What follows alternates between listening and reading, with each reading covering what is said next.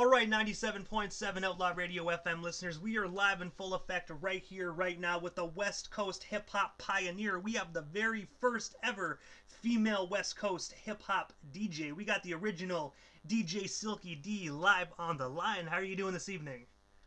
I'm great. What's going on, everybody? I still don't see you, though.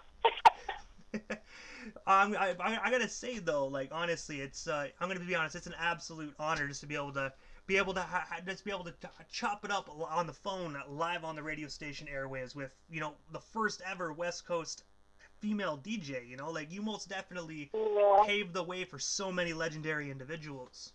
Yeah, you know what? When I hear you say that about me, it's like, wow, it's amazing. No, seriously, because you never.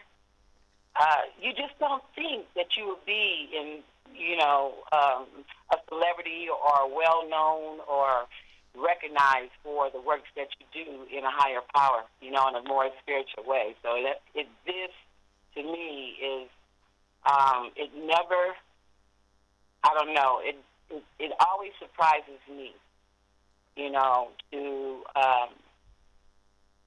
just know that you're doing the works of God. You feel me? And the one thing I gotta ask you as well, because like I was always wondering this, like what actually sparked and made you decide to get into DJing? Because you're the first ever on the West Coast. So what really sparked you wanting to be a DJ? I think it just, I don't know. I think it came when I was a little girl. I came out of a dysfunctional family, and my pastime of happiness, I said, was being around my grandparents, and they used to make me take their 78. I know you millennials don't know what that is, baby, but yeah, and I loved watching them dance together.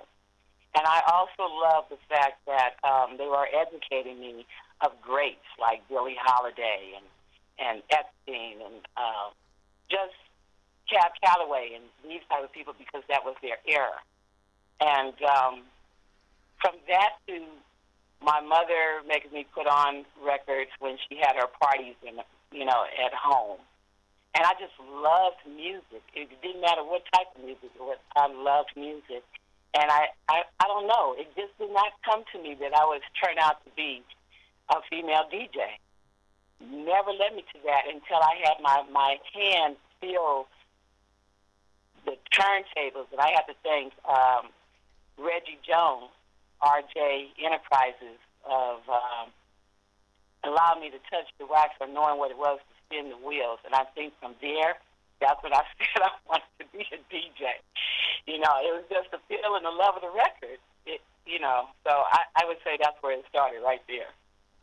And also as well, aside from the music side of things here for a moment, when I was doing my research for the interview, I actually also read that you actually started in activism at the age of 16 when you actually joined the Los Angeles Black Panthers. I was wondering if you could tell us a bit more about that, and of course, what was it like working alongside them at such a young age? Oh my God.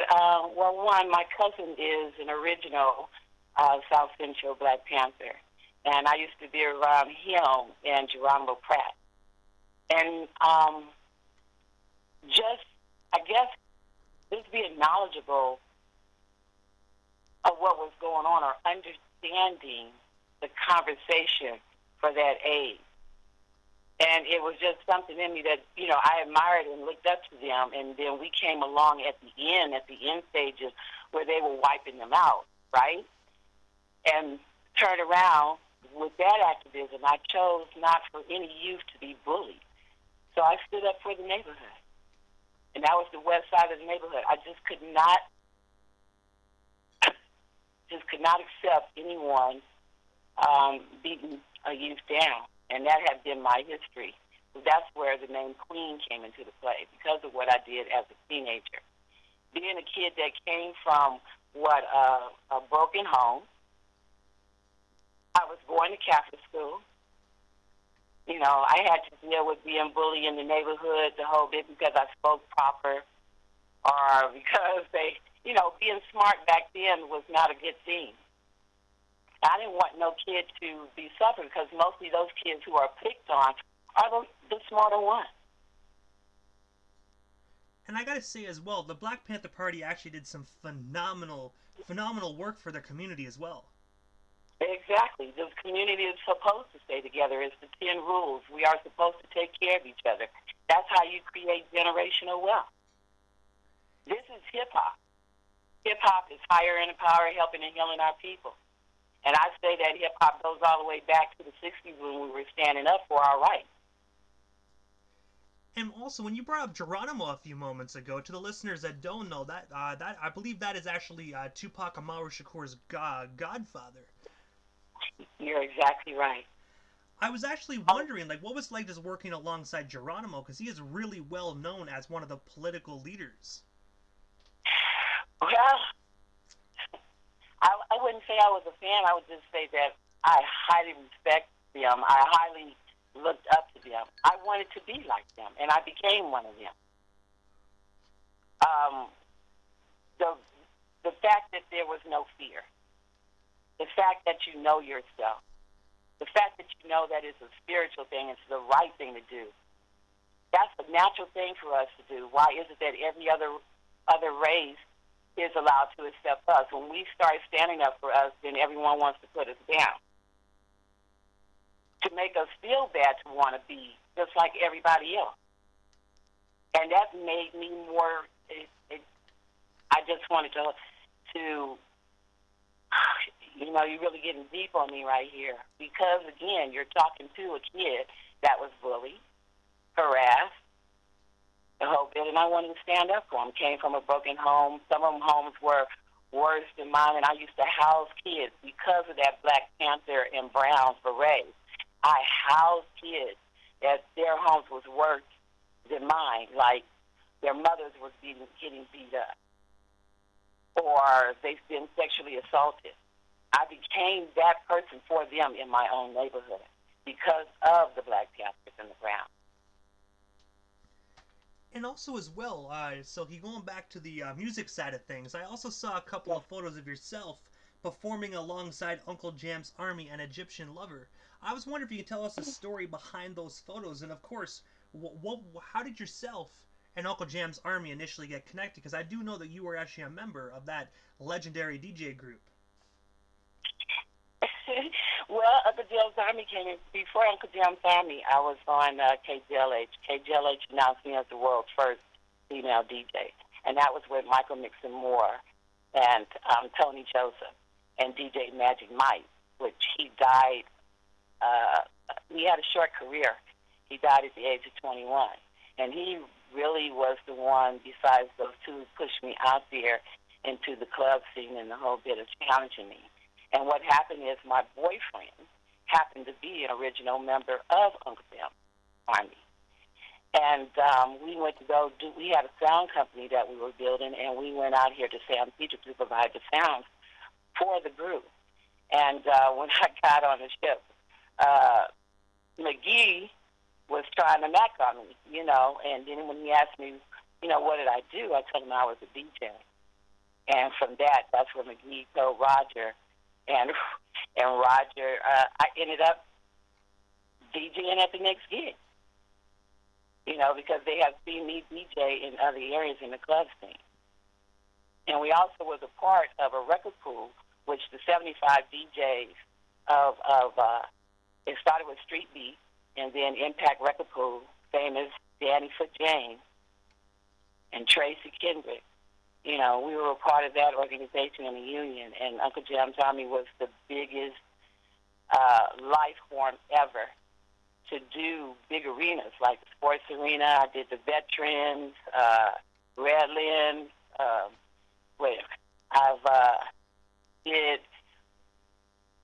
There was another one out there going close to Azusa, the college there. And it became, Egypt was going to, I believe he was going to Hamilton High at that time, so it was close to where we lived. And all of us being a crew working for music people, Edwin Vogt. I just ended up doing more. It was a shocker. They just couldn't believe that I was a female that actually DJed, and no one's never seen that ever before. And I wouldn't say that, I would say that I would have to thank Roger Clayton, you know, because what he did was the beginning of everything that we have now of doing concerts or, you know, he just accepted everyone, and he never denied me where I was denied in doors before. And with Egyptian, what happened is we're both Prince lovers, and I will never forget where we was at the Veterans Auditorium, and every time we put on a Prince record, we would be playing around going, ooh, ooh, like that kind of thing. And then such a genius of Greg, which is the Egyptian lover, who I'm talking about, he said, wait a minute, do that again. And I said, do what? He said, do that ooh noise. And he noticed the crowd paying attention to my voice. So I would have to thank him for me being the voice of Dollar Freak. That's how that came about. Got a call after one of our events and ended up into the studio, and we recorded Dollar Freak. And also, as well, speaking of Roger Clayton, I also read that yourself and him were the highest paid DJs in the 1980s, and I was wondering, how did that opportunity come to be for you, being the top female DJ, and of course, the highest paid in all of the West Coast? Oh, wow. Well, I have to thank Paul Chambers from that, of Chambers Shoes. He was the promoter at the Bitten Apple. And going to these clubs, when they look at me, they didn't believe I was a female DJ. And so I would use the guys to drop my mixtapes off for me to try to apply for a club. And Paul Chambers got my tape.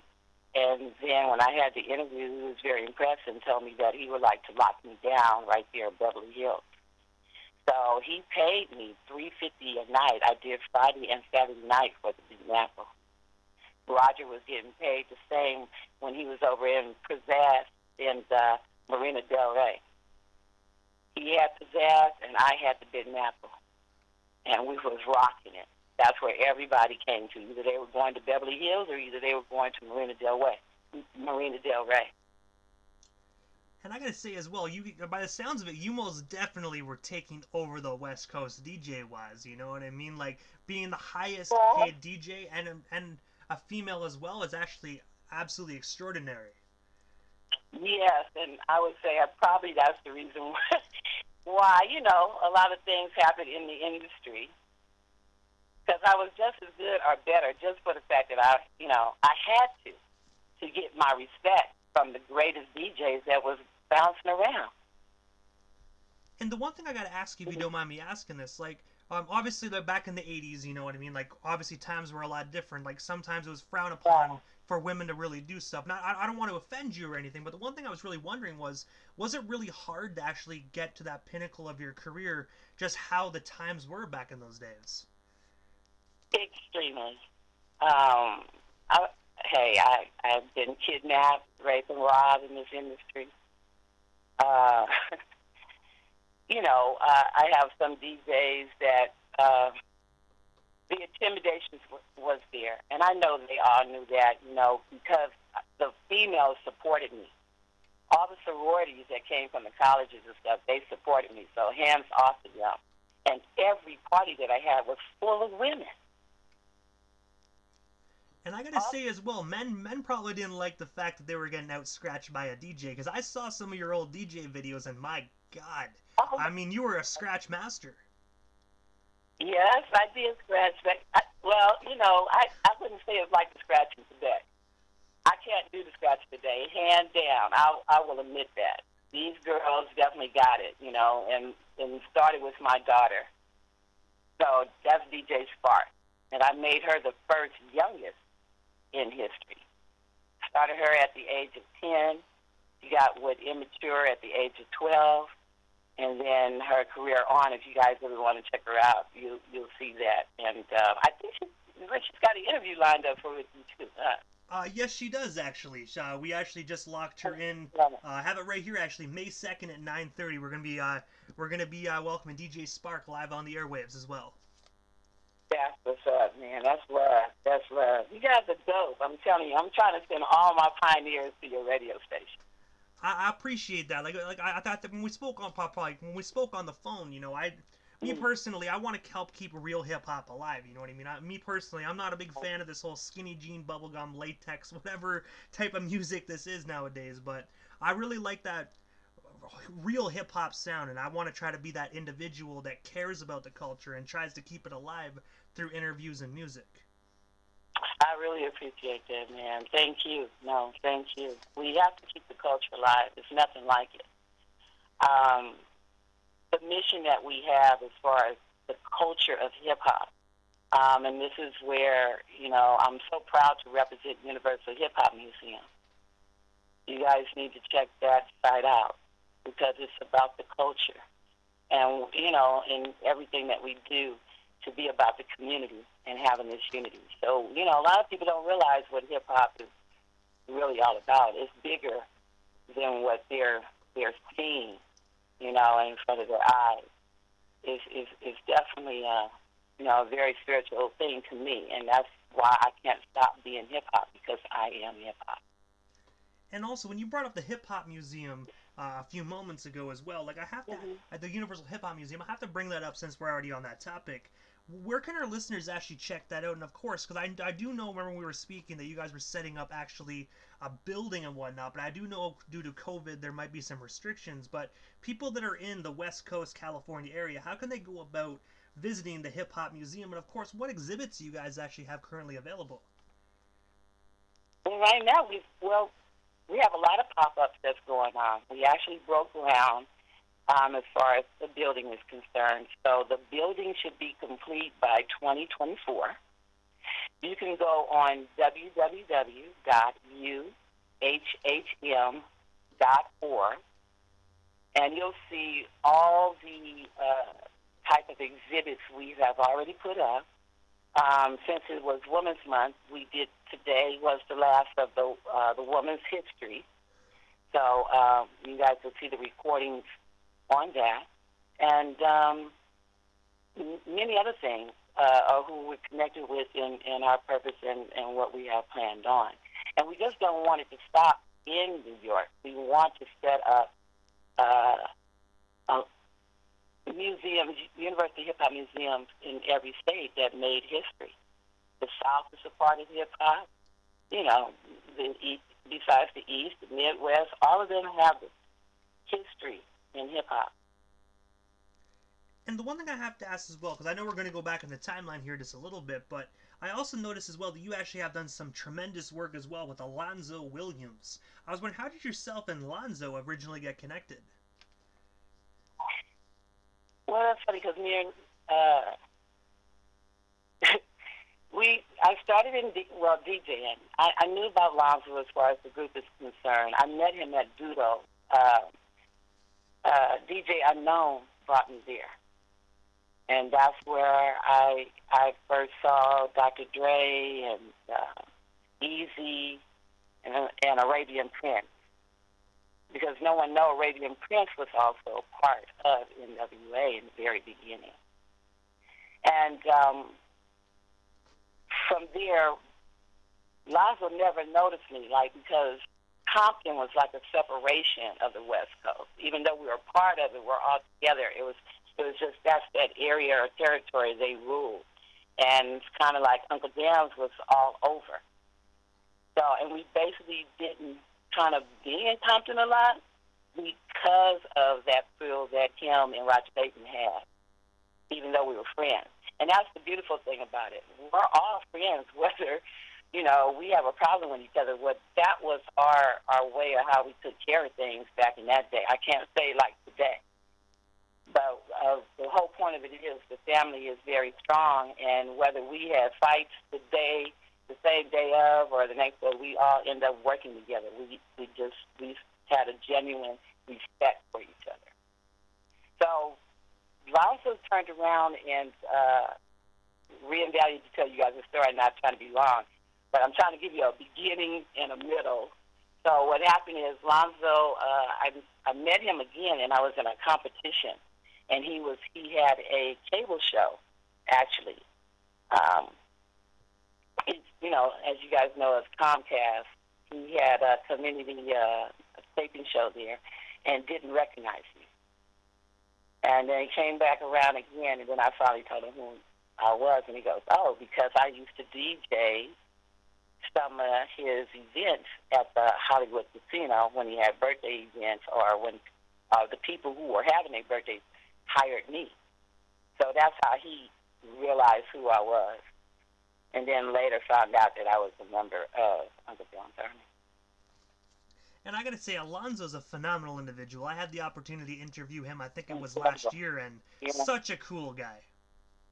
Yeah, no, Alonzo is a very incredible person, a true genius when it comes down to making money. He's been running a business for years, and then of course he had the famous club there for Compton.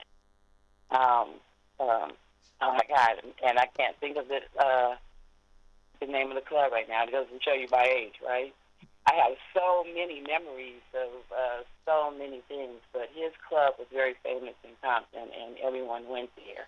And that's where I would say the birth of NWA came out of his club. So I have high respect for him, of who he is, and being that first for the city of Compton, because Compton was really well known for their athletes.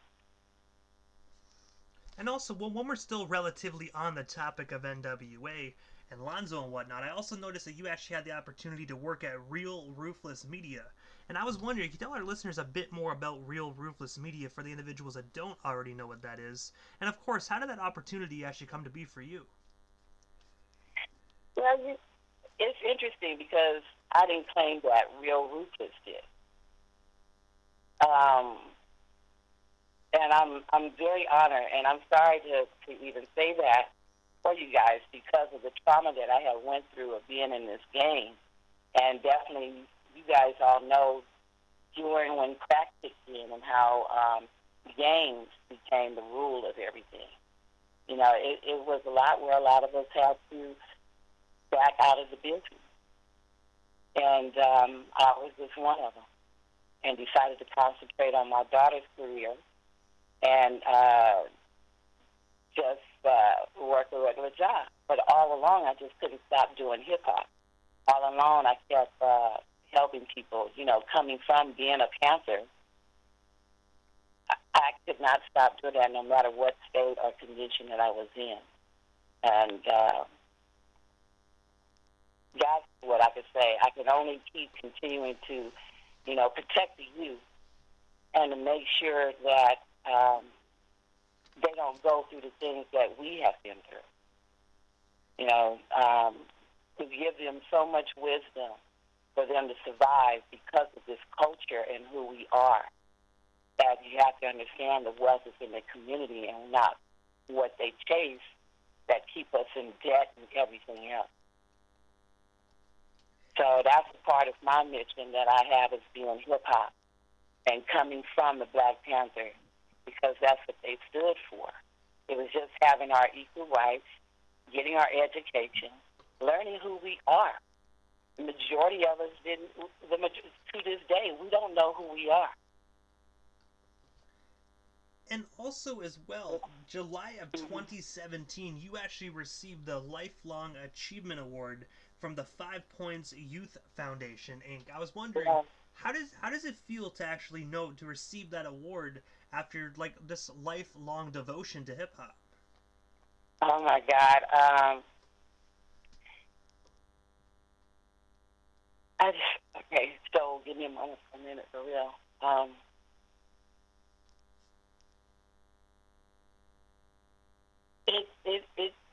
It really is a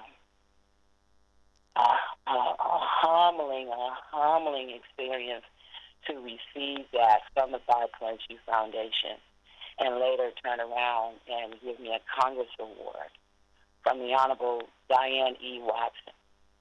Her legacy, for me to be the baby of her legacy, I have to uphold to, of who she is as a woman, what she has done for the city of L.A. To be responsible of a community that was known for the right and king riots, and to help change that around and to help other organizations to do this for other cities as well. Is it's a very humbling experience to know that you receive something of that stature. Is just greater than great to me of everything I have done in my life. And I just think it was no, I don't think, I know it's a blessing. I know it's a blessing. And I felt like I was getting another, I just say it was another mission to me.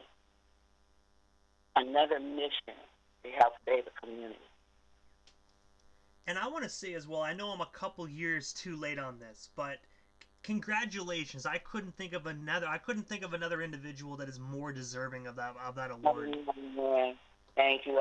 You know what? I have to give it for everyone else. I do. I really do, because I feel if it was not for them, it wouldn't be no me. I really love West Coast. I really love the communities. I really love the people. And I love hip-hop. And they need to know about what real hip-hop is. We have love. We had love. The whole entire time of Uncle Jam's Army, oh, my God, there's just love everywhere. We were family. We was college family, and we still are today. We are. I'm proud of all, the brothers that I know that are out there doing their thing. I tap in every now and then and say hello, because they know I'm still doing hip-hop. And I'm grateful for those who have decided to join me now. Because we have to bring that love back. We are the blueprint. We are the original of West Coast hip-hop history. And also as well, speaking of, just original and whatnot, you actually had the opportunity on April 12th of last year during Hip Hop for Justice. You guys actually went live worldwide with Chuck D of Public Enemy. And I gotta ask, because I'm a huge Public Enemy fan. Like, honestly, their music is like a kryptonite for me. So when I saw that, I knew I had to bring this up. But what was that experience like, just talking about the current world events with him? And how did yourself and Chuck D originally get connected? Because I can just imagine how he was, because he's an activist. He loves that stuff. He thrives off of, right? So with the Donald Trump situation going on and the racism, he most definitely had a lot to talk about that night. Well, to me, now he might have a different story, but to me, my first interaction with Chuck D was for the homeless event we did downtown. General Jeff had put that together, and they came down to perform.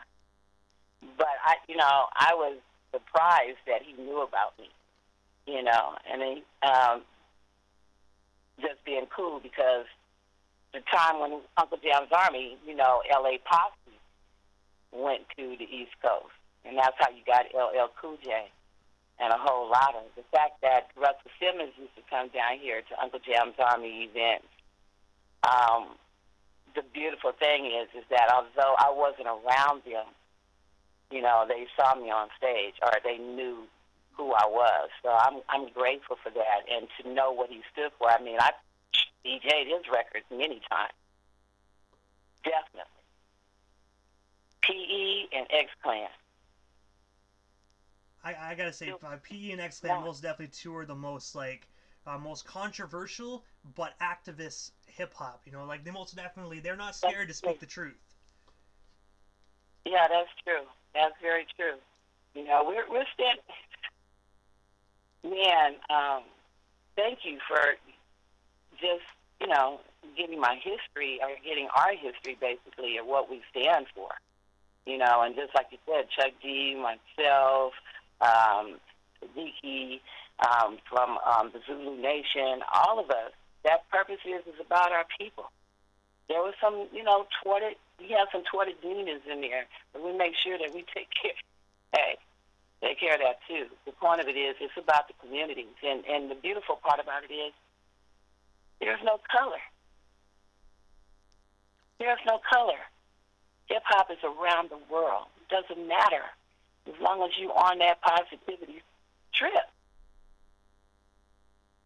Our environment and our world is so much better. We deal with each other with love, even though we're mad at each other, and forgiveness.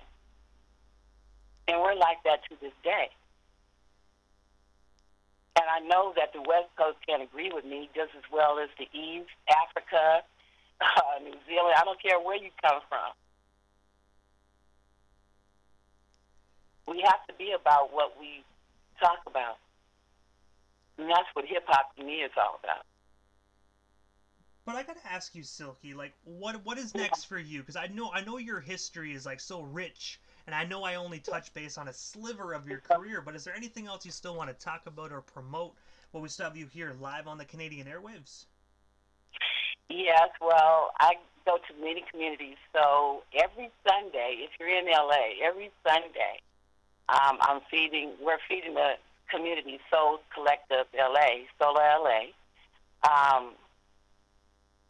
DJing there every Sunday through 11 a.m. till 3 p.m. And we'll be right there on 5th and Vernon. So I would like to see some faces are opening up to some DJs that want to get down for an hour and to feel good and give back to the community. The other thing that I have an event coming up May 2nd. I'm doing a Queen's tribute, and I'm giving honor to those that I've personally known through my life of working with many organizations and many communities and being in the educational field. I feel it's time that we should start acknowledging women in all areas. It doesn't have to be entertainment, for the work that they have done as far as changing the community. They do not get credit. And this is my first annual, so I'm really excited about that. I want to keep it going because definitely I know there's so many that I have met that I would love to give them a Ladylike Award. Thirdly, I'm so honored that they want to turn me into an official queen in Ghana. So with the COVID stopped me last year, and I'll be going at the end of this year. So I'm another over just on my knees, grateful to receive that honor. I feel that I will really make myself official of a true queen because that's how I think. And I gotta say, first and foremost, congratulations as well on that. Most definitely well deserved. Thank you, man. Thank you. I love you guys. I love Canada. I'm gonna tell you that, and I love you. You know, I gotta give it to you. I've watched you. I've been watching you. I gotta say, I appreciate that. I really do. It's not every day you get your props, from the very first female West Coast DJ. So I gotta say, I most definitely feel the love, and it's received, and I greatly appreciate you. I appreciate you. I love you, man. Just keep doing what you're doing. This show is incredible. It's awesome. And I thank you for really having me on here and really asking questions that I can answer because it's just how I feel, and I wanted to give you guys that. You guys are a beautiful nation and beautiful group of people, and it's highly respected, of who Canada is. You guys never really showed any differences or via races among, other people coming over there. So I salute Canada.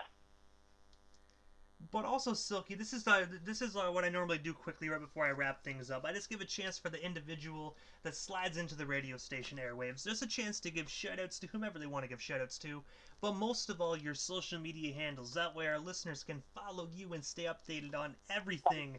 The very first West Coast female DJ SilkyD. Okay, well, you guys can follow me. One Such Queen. That's my IG. You can check out the 5pointsyouthfoundation.org and see all the great things that I do for the 5 Points. Let's see, I got so many. If you just Google me, you can tell I'm old school, right? If you guys just Google me. If you Google Delphine SilkyD, well, that's one word, Williams, you'll find all the incredible things that myself and everyone else, to make a beautiful community. And don't forget, I'm giving shout-outs to Universal Hip-Hop Museum, definitely www.uhhm.org. I'm giving shout-outs to Sola Collective, that is a capital group. I'm giving shout-outs to TRN International News. Basically, I just want to shout out, if I don't get you guys, I apologize. I don't think we have that much time in the day. But the Compton 125 Historical Society, Alonzo Williams, definitely Uncle Jam's Army. The West Coast Forever, Keisha Cali, Latanya, Z Blackheart, so many. OG Portis. I could just go on and on. Battle Cat, I could just go on and on and on. You guys know I love you. I can't mention everyone's name. But that's what I always say. I have so many children, I don't know what to do with them, or I just know what to do with them. But anyway, yeah. And shout out to you, DJ. I appreciate you having me on your show.